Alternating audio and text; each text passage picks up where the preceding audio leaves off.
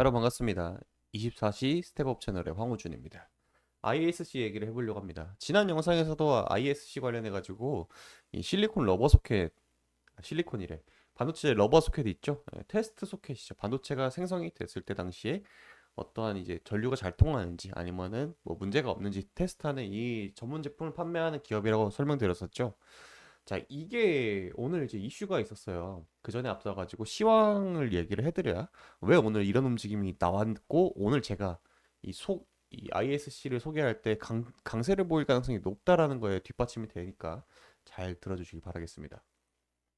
먼저 어제 미국 증시를 돌아보면은 어제 미국 증시가 상당히 나쁘지 않게 이제 흘러갔어요. 이렇게 이제 빨갛게 대부분의 이제 반도체 기업들 엔비디아라든지 뭐 브로드컴, 뭐 인텔, AMD 뭐 이런 기업들과 전부 다 상승을 했고 그 외의 기업들도 빨간불 켜주면서 마무리가 되었습니다.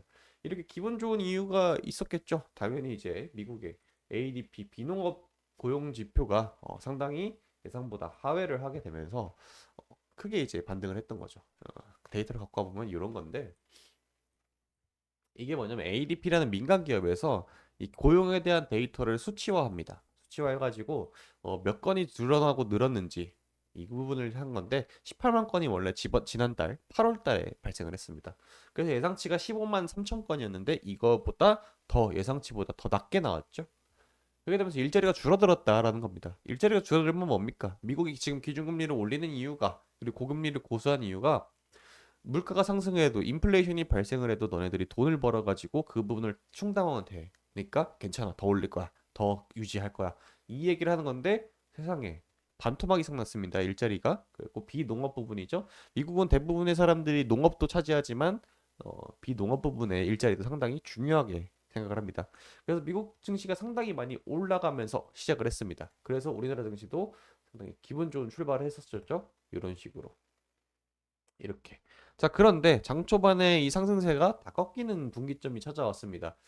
아직까지는 이제 어떠한 뉴스나 어떠한 이제 하락에 대한 주체가 아직까지 나온 건 없습니다. 그런데 이제 단순히 하락장이어서 하락을 했다라고밖에 생각이 안 되는데 수급을 보면 알 수가 있어요. 여기 외국인 개인 그리고 금투랑 연기금을 체크해서 보게 되면은 지수가 빨강색이거든요, 여러분들. 좀 더 늘려서 확대해 드리면은 지수의 움직임 빨간색으로 보시면 돼요. 이 빨간색 움직임이 있었을 때 같이 꺾이는 부분이 그 오늘의 하락을 주된 하락의 원인인데 보시게 되면 금융투자 수요가 상당히 많이 줄어들고 있죠. 이렇게 쭉.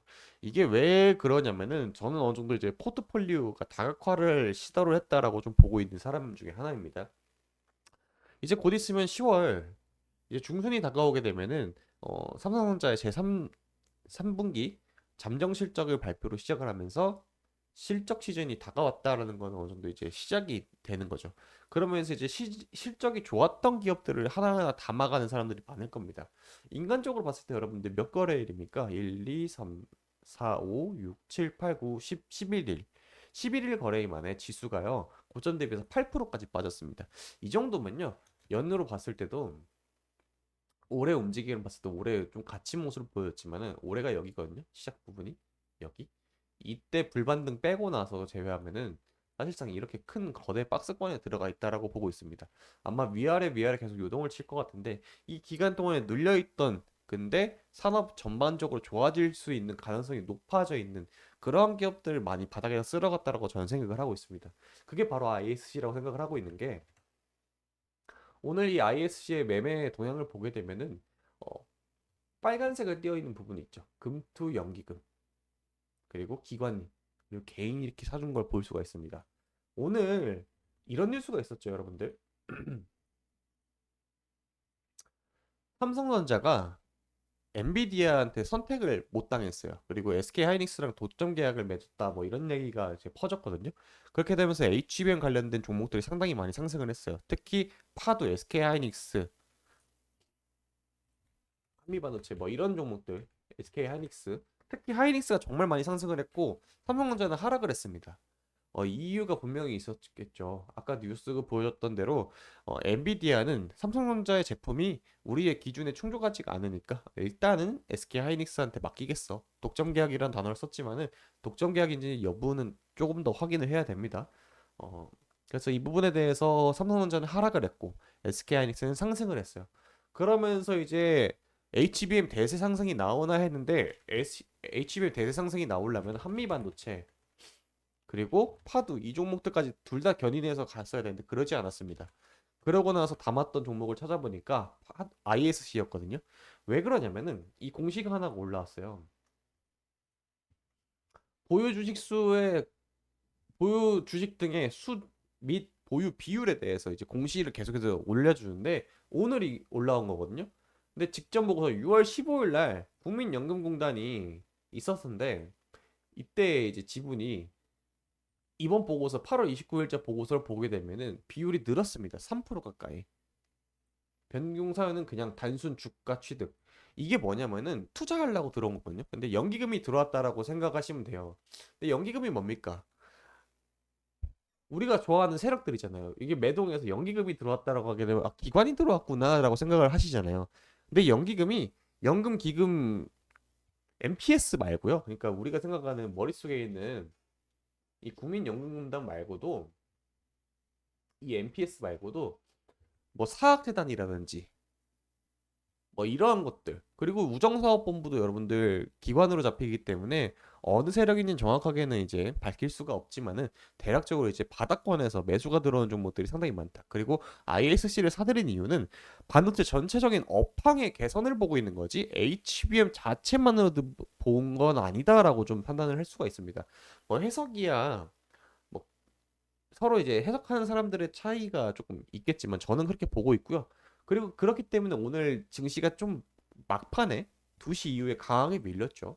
이렇게 2시 때 정확히 1시 반쯤 되네요. 나 요때를 기점으로 해서 쭉 밀려가지고 하락 마감을 했어요. 이게 이제 마이너스 0.7%까지 밀리게 되면서 하락 마감을 했는데 그 와중에서도 재밌게 봐야 될 거는 코스피 200 같은 경우에는 마이너스 0.27, 코스닥 같은 경우에는 마이너스 0.79.